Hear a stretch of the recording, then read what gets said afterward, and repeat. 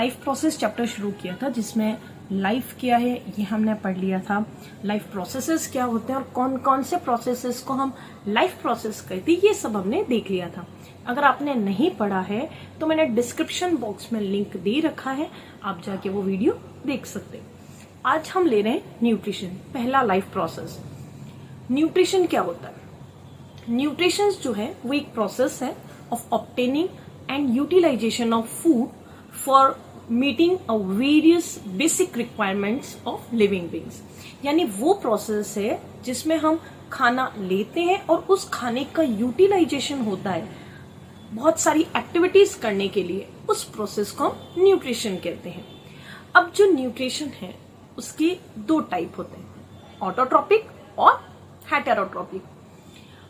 Autotrophic that means जो अपना खाना, जैसे कुछ प्लांट्स है, ग्रीन प्लांट्स है, कुछ बैक्टीरियाज हैं, वो अपना खाना खुद बनाते हैं इनऑर्गेनिक मटेरियल से और with the help of energy from outside. मतलब बाहर से एनर्जी लेंगे और अपना खाना खुद बनाएंगे।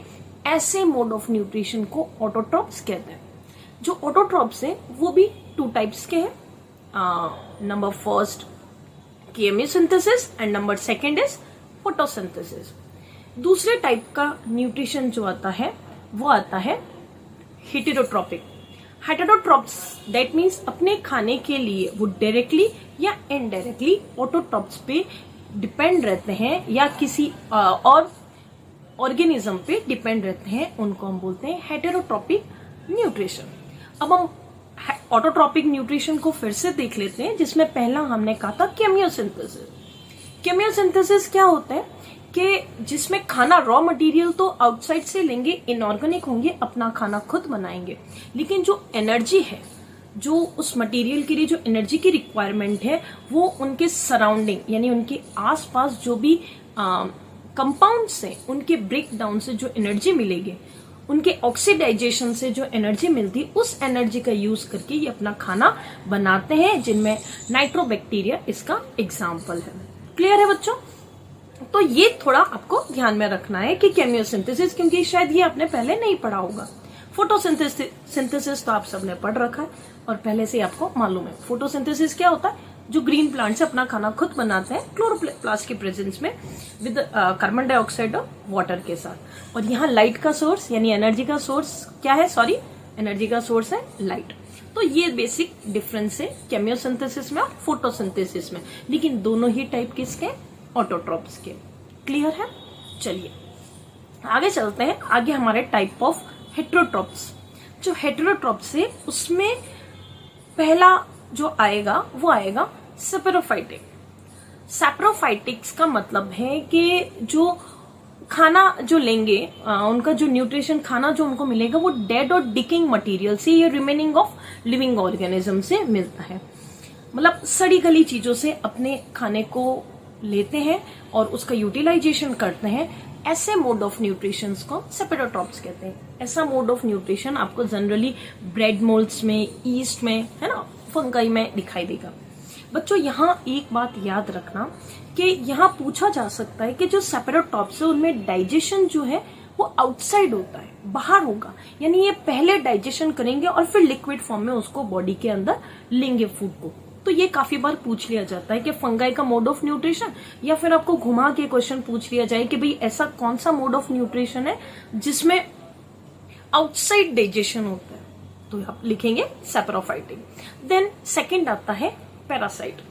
पैरासाइट यानी कोई भी लिविंग ऑर्गेनिज्म अपने खाने के लिए किसी और ऑर्गेनिज्म पे डिपेंड रहता है।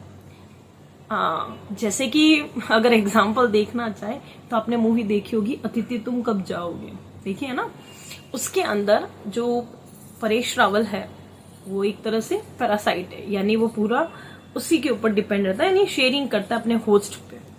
तो ये तो सब था, लेकिन आपको ध्यान में रखना है जो किसी और पे डिपेंड रहे उसको हम क्या बोलते हैं? पैरासाइट कहते हैं।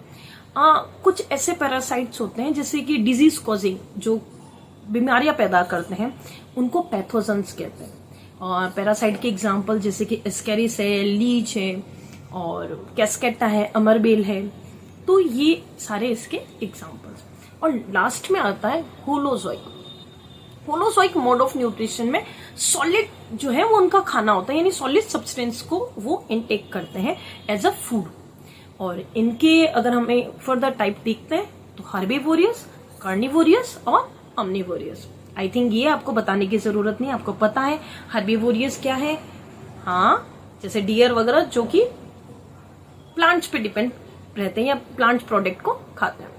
उसके बाद कार्निवोरियस, फ्लैश मीट जो अपने फूड के फॉर्म में लेते हैं। एंड देन ओमनिवोरियस जैसे कि dog, bear and human beings जो बहुत प्लांट प्रोडक्ट और एनिमल प्रोडक्ट्स को या एनिमल्स को या फ्लैश मीट को खाते हैं, उनको हम क्या बोलते हैं, ओमनिवोरियस। तो ये तो सारी बात हुई न्यूट्रिशन की। अब नेक्स्ट हम जो है वो ह्यूमन बींग्स के अंदर न्यूट्रिशंस पढ़ेंगे, इसके अलावा जो इनकी एक्टिविटीज है वो भी देखेंगे। लेकिन अगर आपको इन सब चीजों को पढ़ना है और हम सीबीएसई में पिछले 10 सालों में इस टॉपिक को खत्म होते हैं, इस टॉपिक से रिलेटेड जो भी क्वेश्चंस आए हैं वो भी देंगे आपको। तो वो भी अगर आपको चाहिए तो आपको क्या करना है, मेरे चैनल को सब्सक्राइब करना है, लाइक करना है, शेयर करना, और कोई चीज समझ में नहीं आए तो हमें जरूर बताएं। Have a nice day, thank you.